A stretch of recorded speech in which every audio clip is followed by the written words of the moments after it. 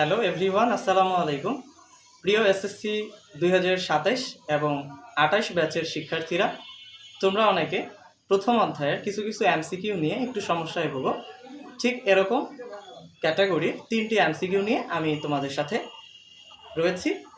আশা করি আজকে যদি তোমরা এই সলভ ক্লাসটি দেখো, সেক্ষেত্রে এরকম ক্যাটাগরির এমসিকিউ নিয়ে কোনো সমস্যা থাকবে না ইনশাআল্লাহ।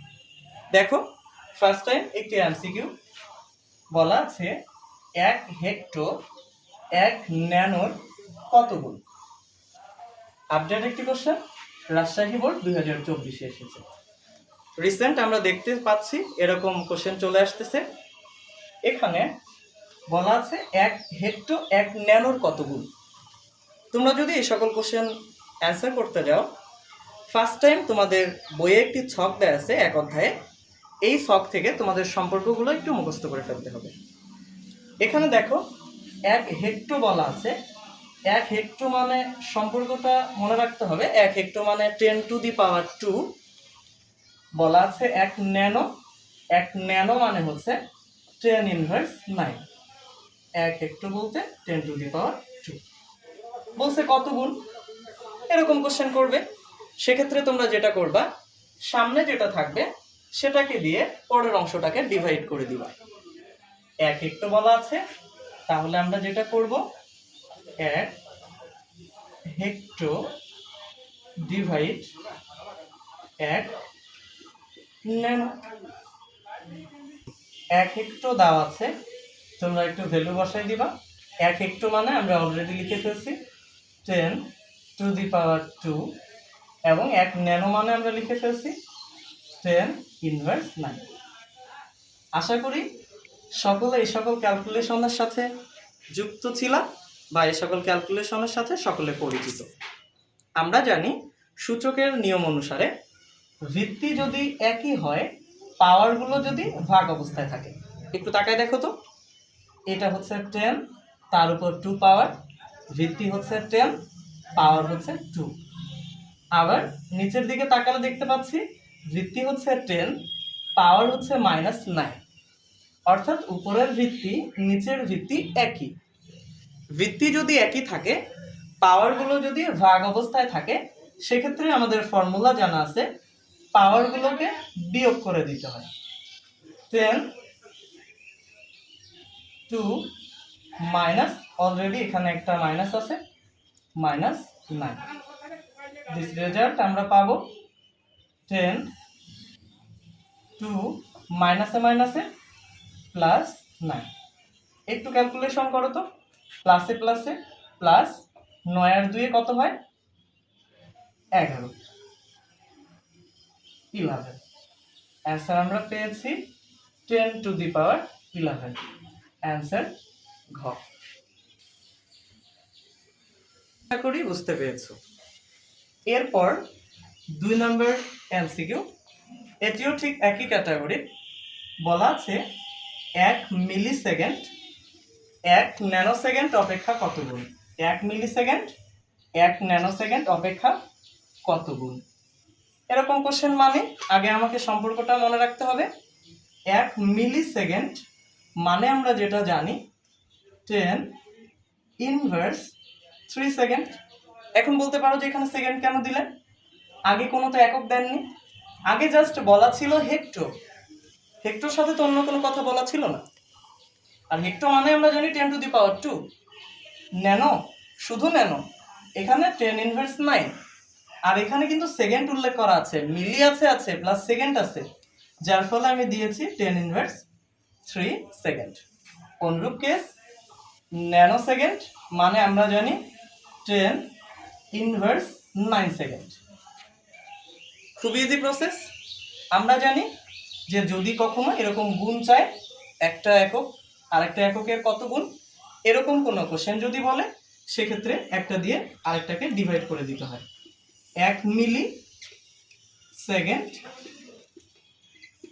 Divide 1 nano second. একটু ভ্যালুগুলো বসাও।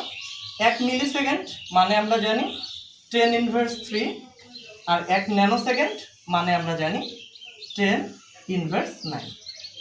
এই যে ফর্মুলা একই, আগে যেমন বললাম, ভিত্তি যদি একই হয়, পাওয়ারগুলো যদি ভাগ অবস্থায় থাকে, সেক্ষেত্রে এটাকে বিয়োগ করতে হয়। ভিত্তি উপরের পাওয়ার উপরে থেকে গেল, পাওয়ারগুলো যেহেতু ভাগ অবস্থায় আছে, বিয়োগ অলরেডি ভিতরে -9। এটাকে একটু ক্যালকুলেশন করি। 10 -3 মাইনাসে মাইনাসে +9। একটু ক্যালকুলেশন করো তো। 10 থাকলো, মাইনাসে প্লাসে মাইনাস, 9 থেকে 3 চলে গেছে, রেজাল্ট পাওয়া যাবে 10⁶। একটু দেখো, এখানে অপশন ক কারেক্ট অ্যান্সার। বুঝতে পেরেছো?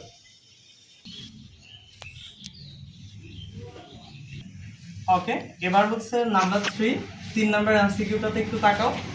বলা আছে নিচের কোনটি মৌলিক একক। নিচের কোনটি মৌলিক একক? মৌলিক এককের ফর্মুলা যদি তুমি জানতে চাও, সেক্ষেত্রে অবশ্যই তোমাকে কিছু কনসেপ্ট জেনে আসতে হবে। মৌলিক রাশি সম্পর্কে তোমার আইডিয়া থাকতে হবে।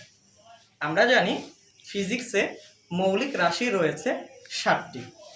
মৌলিক রাশি থেকে যে এককগুলো এসেছে সেটি হবে মৌলিক একক। একটু দেখাই, মৌলিক রাশি 7টি। প্রথমে হচ্ছে রয়েছে দৈর্ঘ্য, নাম্বার 2 রয়েছে ভর, 3 নাম্বার রয়েছে সময়, 4 নাম্বার তাপমাত্রা, 5 নাম্বার তড়িৎ প্রবাহ, 6 নাম্বার পদার্থের পরিমাণ,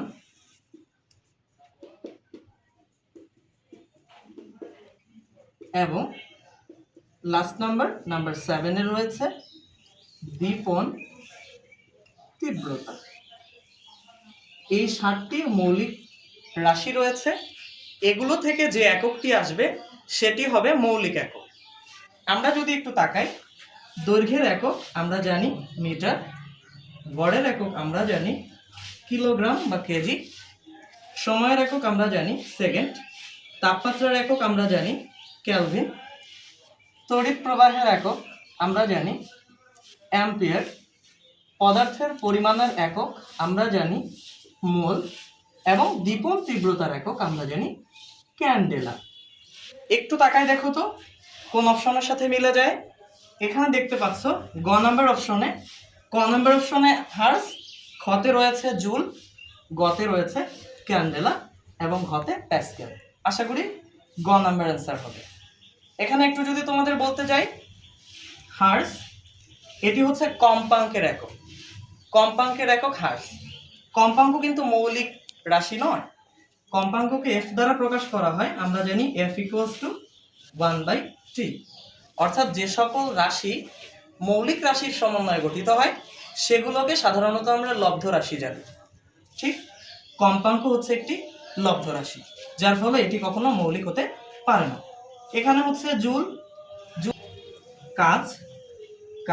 কাজের একক হচ্ছে জুল, কাজ আমরা জানি W = Fs। এটি কিন্তু মৌলিক রাশি নয়, কিন্তু আমরা জানি দীপন তীব্রতা এটি একটি মৌলিক। অন্যদিকে যদি প্যাসকেলের দিকে তাকাই, প্যাসকেল হচ্ছে চাপের একক। এটা মানে আমরা জানি P = F/A। অর্থাৎ আমরা এখান থেকে স্পষ্ট বুঝতে পারতেছি একটি মাত্র মৌলিক রাশি রয়েছে, সেটা হচ্ছে দীপন তীব্রতা, সেটার একক ক্যান্ডেলা, তার জন্য ক্যান্ডেলা হবে। আশা করি সকলে বুঝতে পেরেছেন। সকলে ভালো থাকবেন, সুস্থ থাকবেন। সালাম আলাইকুম।